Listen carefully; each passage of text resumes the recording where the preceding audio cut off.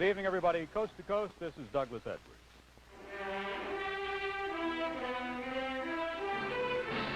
Armstrong Circle Theatre. On this January 22nd day in 1958, Major Donald Keyhoe, the former Marine aviator who co-founded the National Investigations Committee on Aerial Phenomena, appeared on a live broadcast of CBS's Armstrong Circle Theatre. The show was entitled UFO, Enigma of the Skies. When Major Keyhoe deviated from a late change to the script to make a disclosure, his microphone was attenuated and then cut off. While audio-video of this event is unavailable, the controversy was soon covered by ABC's The Mike Wallace Interview on March 8th, and again by WOR radio personality Long John Neville on March the 10th. The information shared here is provided in the following audio-visual compilation. Good evening. Tonight we go after a fantastic story. The story that flying saucers from other worlds are visiting our planet, just as we are exploring outer space with our own rocket satellites. Our guest is former Marine Air Corps Major Donald Keyhoe, who has the support of scores of prominent businessmen, military men, and some scientists in his campaign to prove that flying saucers exist. If you're curious to know why Major Keyhoe charges that the United States Air Force is deliberately deluding us when it calls saucer stories the bunk, if you want to hear his own evidence that the saucers are real, and his reaction to the claim of two Americans who say they've spoken with men from Venus, we'll go after those stories in just a moment. My name is Mike Wallace. The cigarette is Parliament. But again, let's come back to the point, the most important point, Major Keyhoe, and that is why will the Air Force, why will the United States government withhold information from United States citizens? For what reason? Because they're treating them like children, the way they did with the H-bomb at first, and the way they've been doing with other things. Now, I'm not attacking the United States Air Force. I'm attacking a small group in there that has been persistently keeping this from the public, just as they've kept other things. For a long time, you couldn't even mention the idea that we could be hit by missiles from submarines from the Gulf and from both coasts very easily. I knew that years and years ago and tried to get it out, and at the time was discouraged about it. Now, you mentioned this denial of these documents. Now, I'd like to tell you something that happened on the Armstrong Circle Theatre. I had requested that those points be in the script, and I was discouraged from it at first by their writer. Then later, some of our Board of Governors insisted that we have those points included. So I said, either I don't go on or we have those in there. So I said, all right. So the script was completely rewritten.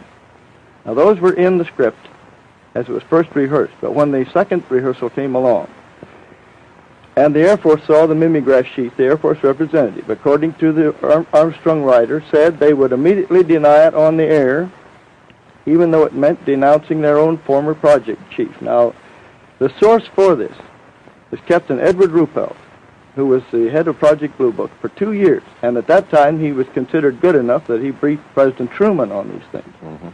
He was the top man. Rank didn't mean anything. It's your experience that counted. All right.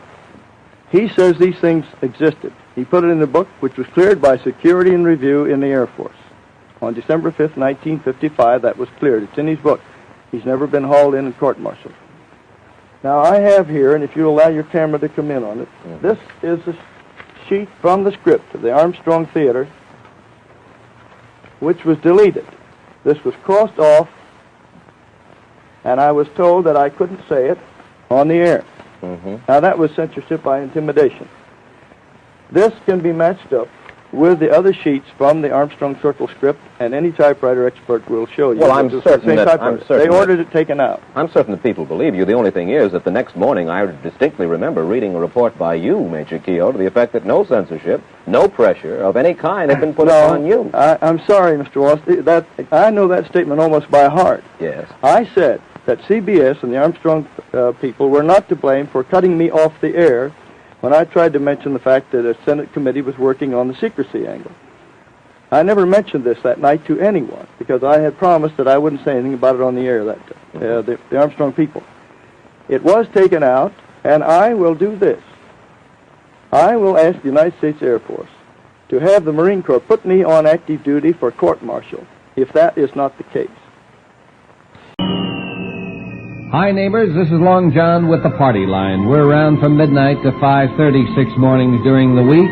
Monday mornings, we get started about 1. We continue through till 5:30, and that means we're around for 37 and a half hours a week. During the past week or last week, I mentioned quite often that we would have what I consider to be a very, very exciting discussion this morning. Or maybe you think we're still in Monday. Actually, we're into Tuesday morning already. First, let me bring you up to date.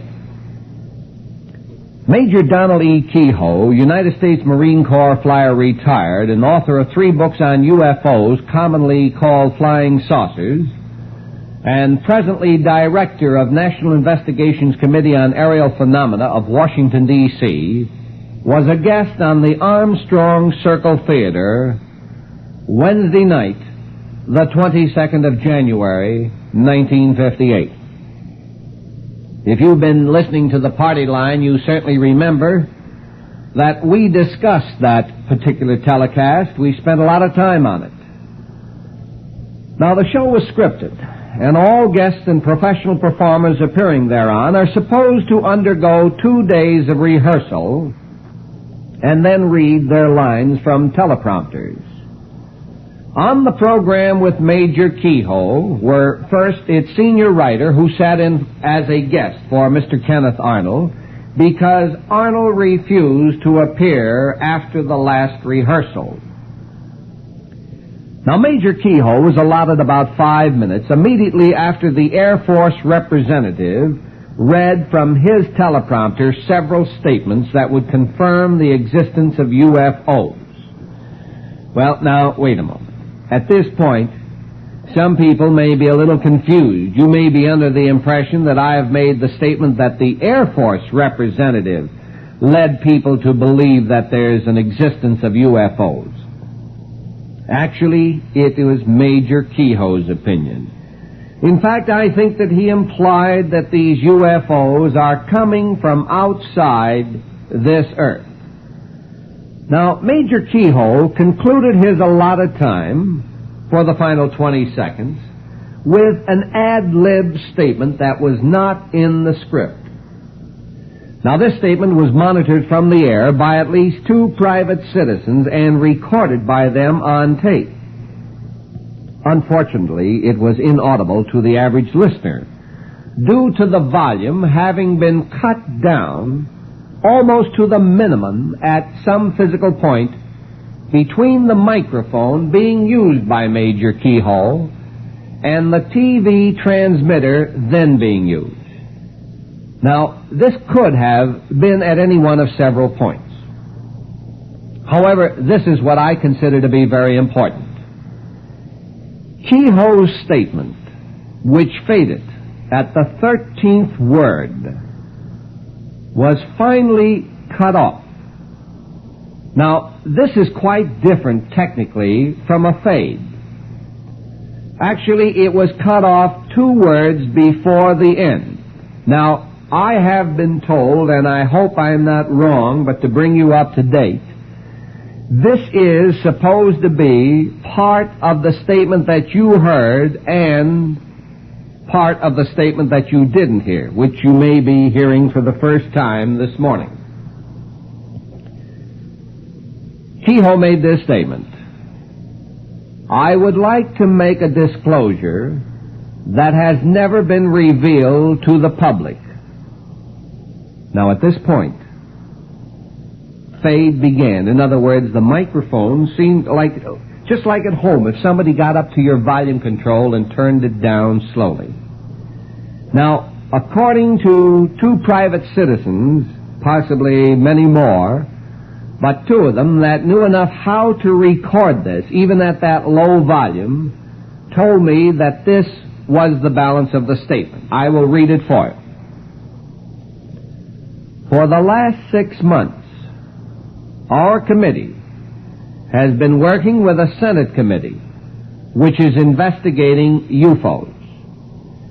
If the hearings are held in open hearing, I feel it will prove beyond doubt that the flying saucers are real. In order to secure the information we need, we suggest that all of the citizens write to, and at this point, there was a true cut.